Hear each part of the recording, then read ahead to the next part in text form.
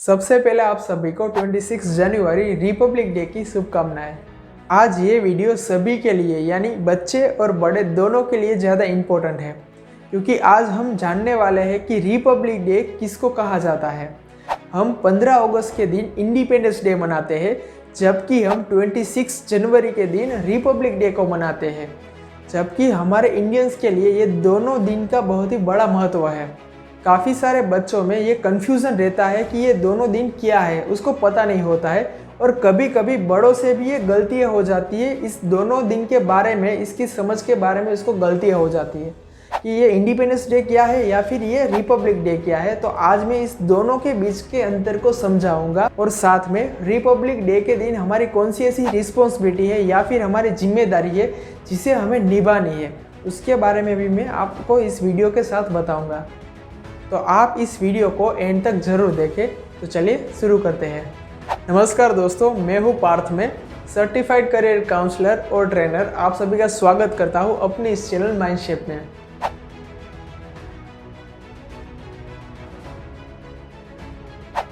आज 26 जनवरी 2022 है, यानी आज के दिन हम 73rd रिपब्लिक डे को सेलिब्रेट कर रहे हैं।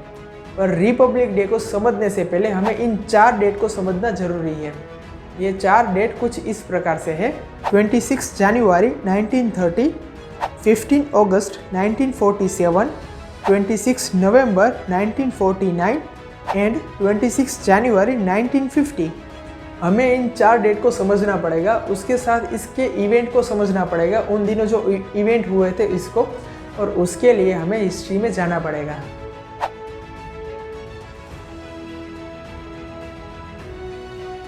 हम सभी को पता है कि हमारा देश 15 अगस्त 1947 के दिन आज़ाद हुआ था, यानी कि इससे पहले हमारा देश ब्रिटिश कॉलोनी की डिपेंडेंसी में था। हमारे देश पर ब्रिटिश गवर्नमेंट का राज चल रहा था।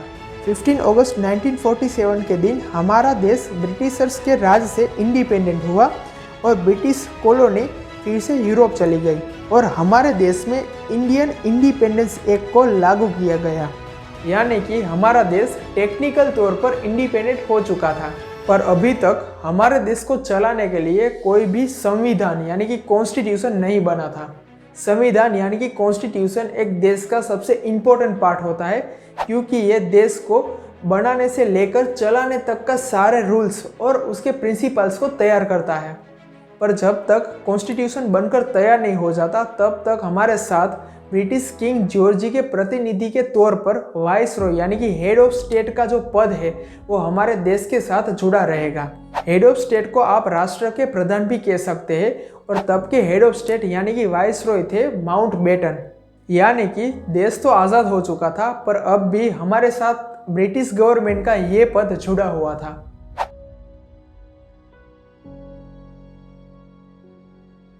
और आज़ादी के 2 साल बाद 26 नवंबर 1949 के दिन हमारा कॉन्स्टिट्यूशन बनकर रेडी हो चुका था। और आप सभी को पता होगा कि हमारे कॉन्स्टिट्यूशन के ड्राफ्टिंग कमेटी के चेयरमैन थे डॉक्टर भीमराव आम्बेडकर। डॉक्टर भीमराव आम्बेडकर ने दुनिया के सारे कॉन्स्टिट्यूशन, बहुत सारे ऐसे देश थे उसके कॉन्स्टिट्यूशन को समझकर हमारा कॉन्स्टिट्यूशन बनाया था, और उसमें छूत अछूत के जो भेदभाव थे उसको मिटाकर ये पूरा कॉन्स्टिट्यूशन उसने बनाया था। और हर साल हम 26 नवंबर को कॉन्स्टिट्यूशन डे के तौर पर हम सेलिब्रेट करते हैं। डॉक्टर भीमराव आम्बेडकर एक ग्रेट पॉलिटिकल लीडर थे। मैं आपके लिए फ्यूचर में एक स्पेशल वीडियो बनाऊंगा जिसमें आपको मैं डॉक्टर भीमराव आम्बेडकर की सारी टीचिंग स्किल्स के बारे में बताऊंगा। पर आप इस वीडियो की अपडेट पाना चाहते हैं तो आप नीचे दिए गए सब्सक्राइब बटन पर क्लिक कर दीजिए, उसके बाजू में बेल आइकन को क्लिक कर दीजिए, यानी कि आपको नए नए वीडियो की नोटिफिकेशन मिलती रहे और इस वीडियो की भी अपडेट आपको मिलती रहे।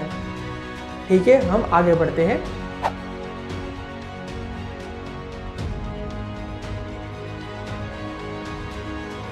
हमारा कॉन्स्टिट्यूशन 26 नवंबर 1949 के दिन पूरा रेडी हो चुका था, पर इसको अमल में लाने के लिए जो डेट डिसाइड की गई थी, यानी कि पूरे देश में इसको लागू करने के लिए जो डेट डिसाइड की गई थी वो थी 26 जनवरी 1950। यानी जब हमारा कॉन्स्टिट्यूशन बना उसके 2 मंथ के बाद इसको लागू करना था। जैसे ही 26 जनवरी 1950 को पूरे देश में कॉन्स्टिट्यूशन को लागू किया गया, वैसे ही ब्रिटिश सरकार के रूल्स और उसके जितने भी पद थे, जो वाइसरॉय थे, उसका पद भी हमारे देश में से हट गया और हमारे देश में सबसे पहले प्रेसिडेंट ऑफ इंडिया यानी कि हमारे फर्स्ट राष्ट्रपति डॉक्टर राजेंद्र प्रसाद बने और फिर हमारा देश पूरी तरीके से रिपब्लिक बन गया। पर यहाँ पे नोटिस करने वाली एक बात है कि हमने जो कॉन्स्टिट्यूशन है उसको लागू करने की जो डेट डिसाइड की थी वो 26 जनवरी ही क्यों सिलेक्ट की। हम चाहे तो 26 नवंबर भी कर सकते थे, क्योंकि हमारा कॉन्स्टिट्यूशन एक्चुअली 26 नवंबर के दिन बनकर रेडी हो चुका था। और उसके 2 मंथ के बाद हमने 26 जनवरी के दिन ही क्यों इसको सिलेक्ट किया और इसको लागू किया। तो इसके पीछे हमारे देश का एक ऐतिहासिक कारण छुपा है।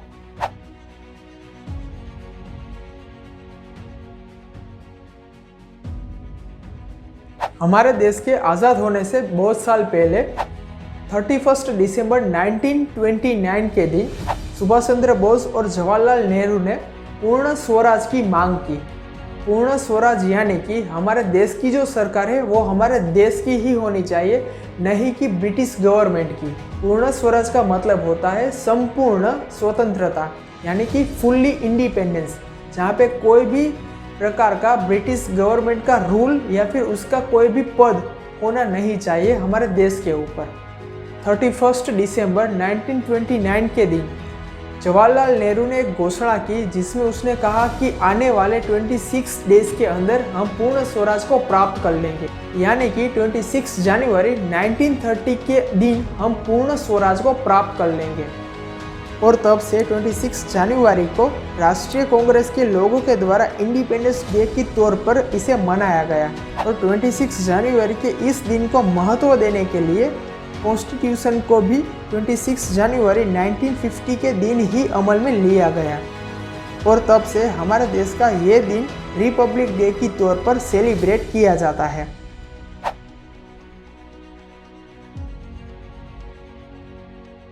रिपब्लिक का मतलब होता है रिलेटेड विथ पब्लिक और इसका हिंदी मीनिंग होता है गणतंत्र, जिसमें गण का मतलब होता है पीपल यानी कि लोग और तंत्र का मतलब होता है सिस्टम यानी कि पूरा देश। हमारा पूरा देश एक सिस्टम है, पर यह सिस्टम किसकी वजह से चल रहा है? तो हमारे देश के लोगों की वजह से, यानी हमारे देश के लोगों की वजह से जो पूरा देश का सिस्टम चल रहा है, तो इसको कहते हैं गणतंत्र। इसका मतलब यही हुआ कि हमारे देश को चलाने की जिम्मेदारी यानी इसकी रिस्पॉन्सिबिलिटी हमारे लोगों की है और यहाँ तक कि हमारे देश के जो लीडर्स है, जो नेता है, उसको चॉइस करने की, उसको चुनने की जिम्मेदारी भी हमारी खुद की ही है। हमारे लोगों से यानी कि हमसे, मुझसे, आपसे, आपके दोस्तों से, आपके भाई बहन से और आपके परिवार के साथ हमारे देश की ये रिस्पॉन्सिबिलिटी, ये जिम्मेदारी है, वो हमसे जुड़ी हुई है। तो आप सोच रहे होंगे कि इतने बड़े देश की रिस्पॉन्सिबिलिटी क्या हमारे कंधे ऊपर आ गई है? तो दोस्तों, हमें इतने बड़े देश की रिस्पॉन्सिबिलिटी नहीं लेनी है, हमें तो सिर्फ हमारी खुद की जो रिस्पॉन्सिबिलिटी है इसको समझना है, इसको निभाना है और यही हमारा कर्तव्य है। आज हम अंग्रेज़ों से आज़ाद हो चुके हैं, पर अब हम मोबाइल फ़ोन में जो सोशल मीडिया है इसके धीरे धीरे गुलाम बनते जा रहे हैं। तो अब हमें सोशल मीडिया की इस गुलामी से बाहर निकलना है और खुद को इंडिपेंडेंट करना है और यही हमारी सबसे बड़ी रिस्पॉन्सिबिलिटी में से एक है।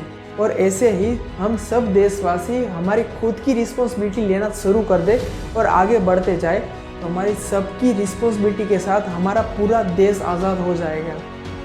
हम खुद तो इंडिपेंडेंट हो जाएंगे, पर उसके साथ हम आगे बढ़ते जाएंगे और अपने देश को भी आगे बढ़ाते जाएंगे और यही हमारी सबसे बड़ी रिस्पॉन्सिबिलिटी की निशानी है और इसको ही कहते हैं रिपब्लिक। और अगर आप इस वीडियो के मैसेज को समझ गए हैं तो ये आपकी रिस्पॉन्सिबिलिटी है कि इस वीडियो को आप अपने दोस्तों तक पहुंचाएं और इसको शेयर कीजिए और अपने दोस्तों को भी रिपब्लिक डे का असली मतलब समझाएं। जय हिंद, जय भारत, धन्यवाद।